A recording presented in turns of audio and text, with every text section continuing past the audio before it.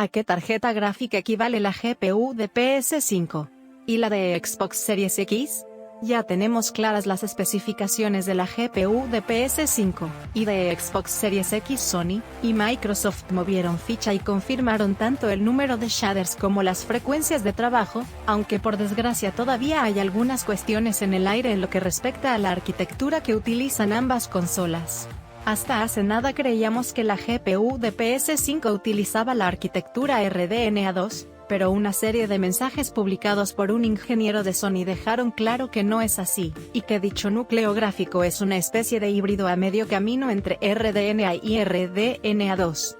No es información que provenga de un cualquiera, así que su valor está fuera de toda duda. Habrá que ver, eso sí, cómo afecta esto al rendimiento de dicha consola, y hasta qué punto acaba limitando su vida útil.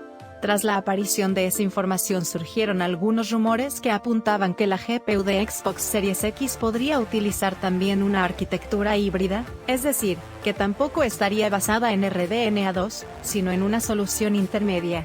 Dado que esta información no procede de una fuente oficial, no podemos darle la misma credibilidad, y debemos tener presente, además, que Microsoft unificó recientemente una serie de tecnologías clave en DirectX 12 Ultimate con el objetivo de utilizarlas tanto en Xbox Series X como en PC, así que dicha información tampoco tiene demasiado sentido.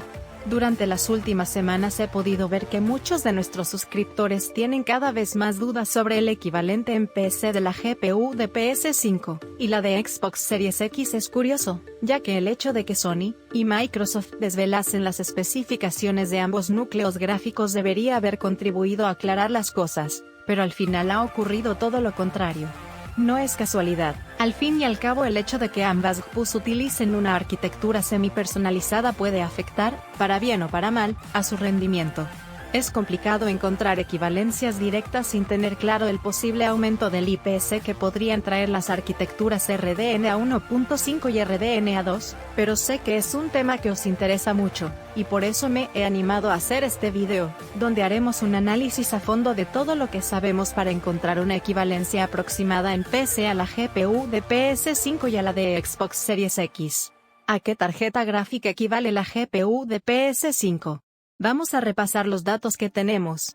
Sabemos que no se trata de una GPU basada en RDNA2, lo que significa que podría contar con buena parte de las funciones avanzadas más importantes de aquella, pero es probable que no cuente con un avance importante en términos de IPC y que se encuentre, por tanto, al nivel de la arquitectura RDNA en términos de rendimiento bruto bajo una misma configuración, mismos shaders a misma frecuencia. Ya tenemos clara esa base, así que vamos a repasar las especificaciones completas de la GPU de PS5, 2304 shaders.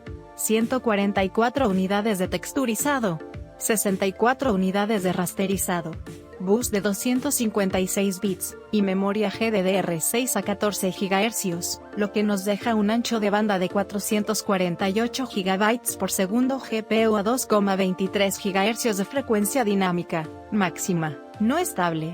Estoy seguro de que estas especificaciones os suenan, y sí, son las mismas que monta una Radeon RX 5700, aunque en este caso con una frecuencia máxima más elevada. La memoria está unificada, lo que significa que aunque el sistema monta 16 GB de GDDR6, esta se reparte entre RAM y VRAM, y una parte debe quedar reservada al sistema.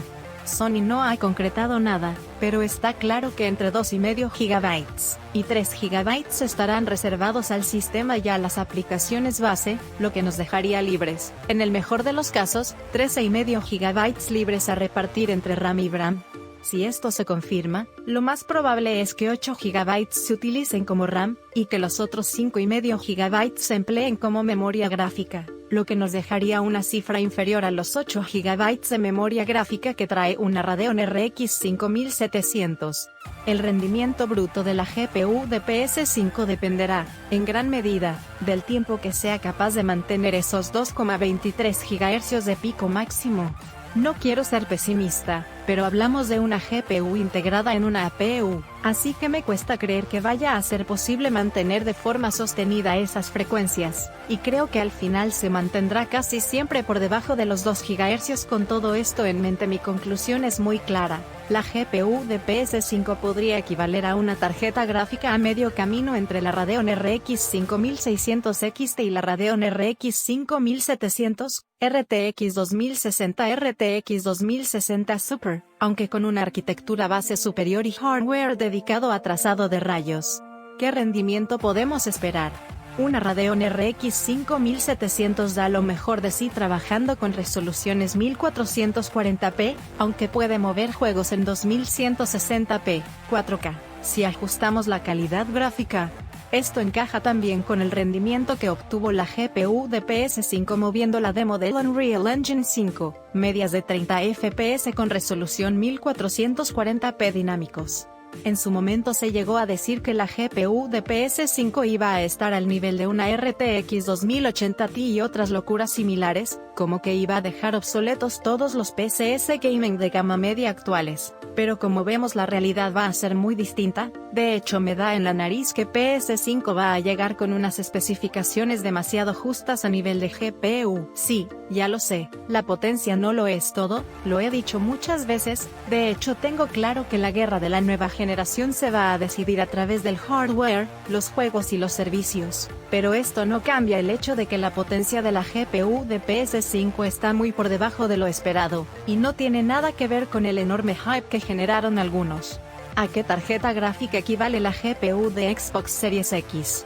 Ya sabemos a qué tarjeta gráfica podría equivaler la GPU de PS5, así que estamos listos para entrar a ver la GPU de Xbox Series X. Debo decir que me resulta mucho más complicado analizar esta GPU para encontrar una equivalencia acertada, sobre todo porque sus especificaciones no encajan con ningún modelo actual, y porque no está claro si utilizará la arquitectura RDNA2 o un híbrido entre esta y RDNA, dado que a priori todo parece indicar que estará basada en RDNA2, si no, no podría soportar toda la tecnología de DirectX 12 Ultimate.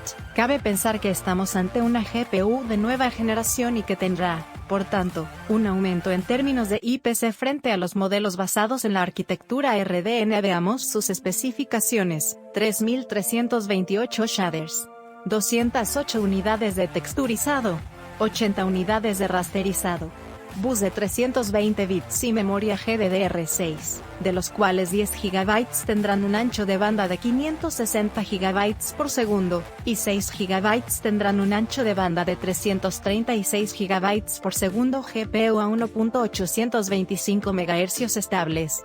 Bien, tenemos también una arquitectura de memoria unificada, lo que significa que esos 16 GB se comparten entre RAM y VRAM, y una parte se reserva al sistema. Microsoft ha confirmado que los desarrolladores tendrán disponibles 13,5 GB, de los cuales 10 GB tendrán un ancho de banda de 560 GB por segundo, y 3,5 GB tendrán un ancho de banda de 336 GB por segundo. Esa diferencia en el ancho de banda no debería ser un problema, siempre que los desarrollos se hagan compensando la menor frecuencia de la segunda con la mayor velocidad de la primera. En total deberíamos tener 8 GB de RAM, y 5,5 GB de memoria gráfica, las mismas cifras que vimos al analizar la GPU de PS5. La frecuencia de trabajo es inferior, pero estable, y en teoría tendríamos una GPU con una arquitectura más avanzada. Para llegar a una conclusión acertada, quiero recordaros los requisitos recomendados de The Medium, un juego exclusivo de la nueva generación que llegará a Xbox Series X y a PC. Para jugarlo en 4K necesitamos una RTX 2070, pero si queremos activar el trazado de rayos se recomienda una RTX 2080. ¿Qué rendimiento podemos esperar? En líneas generales, tanto la RTX 2070 como la RX 5700 XT están mejor preparadas para trabajar con resoluciones 4K, aunque son tarjetas gráficas que ofrecen un rendimiento verdaderamente óptimo, sin reducir calidad gráfica, en 1440p, así que no podemos descartar que los desarrolladores tengan que acabar haciendo algunos sacrificios.